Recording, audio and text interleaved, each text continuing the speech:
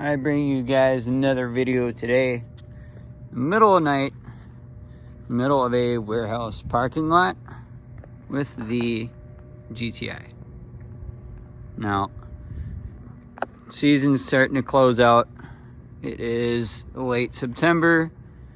Last year we got snow in the middle of November, but pretty soon here, this car is gonna go away for the winter.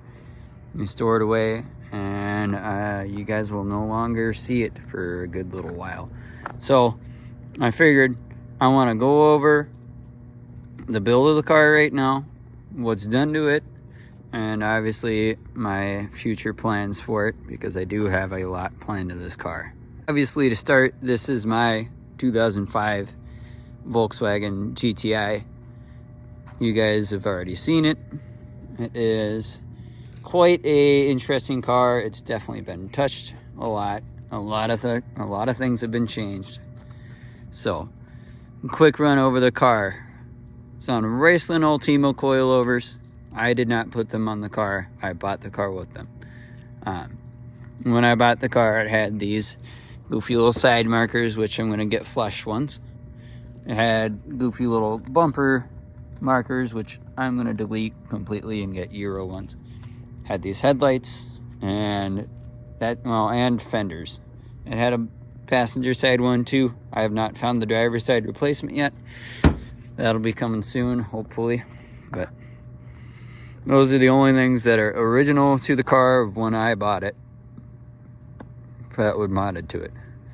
Now, what I have done since is this front lip from Icon Motorsports. It's a cheap front lip, but it makes the car look really, really aggressive from the front. And like, you can't say no to that. The side profile of this thing is really good. I have Audi TT wheels, Mark 1 TT wheels, just wrapped in a cheapo tire for now. It's a 225 45 17. I got drilled and slotted 288 mil rotors up front, ceramic pads, 17 mil spacers all around.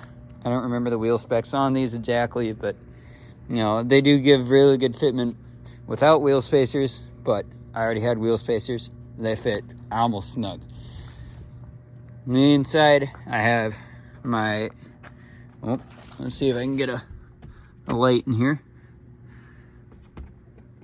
Come on. All right. I have my Jetta GLI seats. These are the 24 valve specific seats, as far as I'm aware. This one's bent and this one's old, so eventually I plan on changing them out. I'll list all my plans later. Has a Golf, actually this is a Jetta City Cluster. It's a little goofed up, but that'll be something to fix soon. Radio is the only other thing too that was original. That's just some cheap Kenwood radio. It gets the job done, so I keep it. It is a 6-speed manual. Obviously, drilled and slotted in the rear, ceramic pads. Just stock size, stock US GTI tails. And this is kind of my pride and joy. My hand-woven carbon fiber wing from Lativa. She is a beauty. I need to kind of clean this up because I had a couple failed attempts with trying to mount it, but this will get polished up soon and probably recoated because it did get a little beat up. That car is also pretty dirty right now, so obviously that slow GTI, rest in peace my Jetta. And you don't see it right now, but I do have a Rieger GTX lip that goes across the whole thing. I'll put pictures in. AWE exhaust, 2-inch downpipe, 2-inch headers to 2.5 inch, the rest of the way back. While I'm back here, you can see the Ultimo coils and a 28mm new speed sway bar. And that really, really helps the car with handling, because before, this car did not rotate at all. you would turn and it would understeer really, really bad. Now, I'm not done with the suspension, but now when you turn, the ass end does start to come out a little bit. It's nice because you can actually corner in this thing without it feeling like you're gonna slide into a tree. Obviously, same tire back here, same 17 mil spacer, all that. Got my Pad Rally sticker. Appreciate the homies. This is going on Pad Rally next year. It was not able to make it this year. And I don't have side skirts on right now. Those are coming soon. So I will show you guys under the hood now. Although very dirty because I have been driving it a lot. I have the fabled 12 valve vr6. Now this thing, obviously, it's not stock. The motor is pretty stock. There's nothing done to the motor, but I do have a O2M 6-speed manual, an Autotech 9-pound flywheel, Clutch Max Stage 2 clutch. Sorry for that. Anyways, Clutch Max Stage 2 clutch. I have the CTS intake that I had when I had this car as a 1.8T. Hollowed out to 3-inch MAF. This is factory piping, factory MAF housing. It's a little Spectre filter just to get the job done. I have an ECS strut power bar. It's just, I had it laying around and I got it for free, so I went and mounted it up. Overall, this engine's really, really healthy. It is in really, really good shape. It runs really, really well. It's got very good power. But the issue is being, I can't rev this past 5,200 RPM. Now this engine came out of an automatic Jetta GLX. So all I have is the automatic engine harness, automatic O2 harness, and a manual, actually not the automatic ECU too. So I can't rev past 5,200 RPM.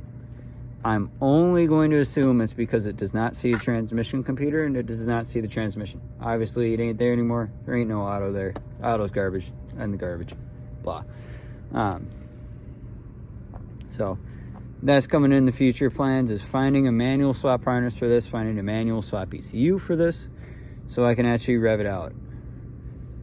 Now going over the plans, what I have for this car. Pretty much since it's the end of the season now, I'm not doing anything else to it. I'm gonna leave it alone, enjoy it for the rest of the time, the rest of the season. But pretty soon here, next summer, and plans is for motor, ripping the top end apart. I'm doing 268 cams, obviously auto manual swap harness, O2 harness, ECU. I have to take my header back off and re-weld it because it does leak, and I'm probably just gonna rip this whole motor out and just reseal everything. Do timing, even though the timing chains sound good, just do timing. I know this motor has never been opened up before. This motor's only has 44K on it, so I mean I can't really give it all that much. But suspension wise, pretty soon here, well, I already have new ECS control arms, poly bushings, new ECS poly bushings for the subframe, and the front end of this car is really, really stiff as it sits. But this also does not have a front sway bar, so either a new speed front sway bar or I don't know, some sort of front sway bar, probably about 24 mil, is due for the front. New ball joints, new tie rod ends. Sorry, I zoomed the camera back out. New tie rod ends. Just get the suspension out of the way. That's one thing people do not do on these cars is suspension. And it bothers me because these cars can handle really, really well if you do all the rest of the suspension work. Everyone just puts it on coilovers and calls it a day. Anyways, next season, I have my Borbet 8RXs that were on my Jetta and were on this thing. I'll show a picture of those. Anyways, I'm gonna go wrap those tires in some good, wrap those wheels in some good meaty tires, and then these will just be the daily wheels that I run. With those same wheel, well, with the 8RXs, it has really, really good fitment as well. Not as good as this, but pretty good fitment. So that'll be soon. Otherwise, up here, pretty much how it's gonna sit for next year. cams, fix the tuning issues, reseal, just refresh this motor basically. I mean, the water pump's leaking too, so I just got to do it. For body wise in the car, I want to talk to people about getting my rust fixed, getting all this junk cut out and getting that fixed, because obviously it's a Mark IV. They all rot here and it looks stupid. It just looks horrible. I used to have side skirts on here, but both of them got destroyed, so new side skirts are in order. They're going to be the Rieger GTX side skirts that go with the Rieger rear lip. I'll put a picture of those in too.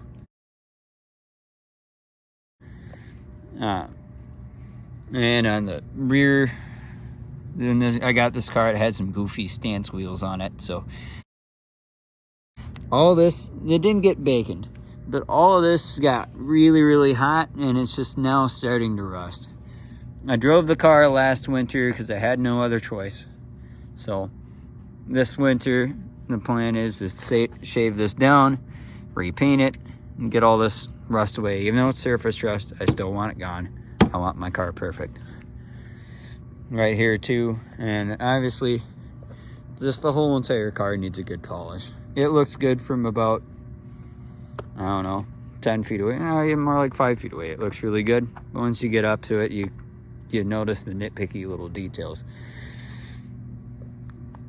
Plans also, I'm either probably going to make my own clears out of the amber taillights, and like I said, a clear junk eBay taillights that I get off eBay.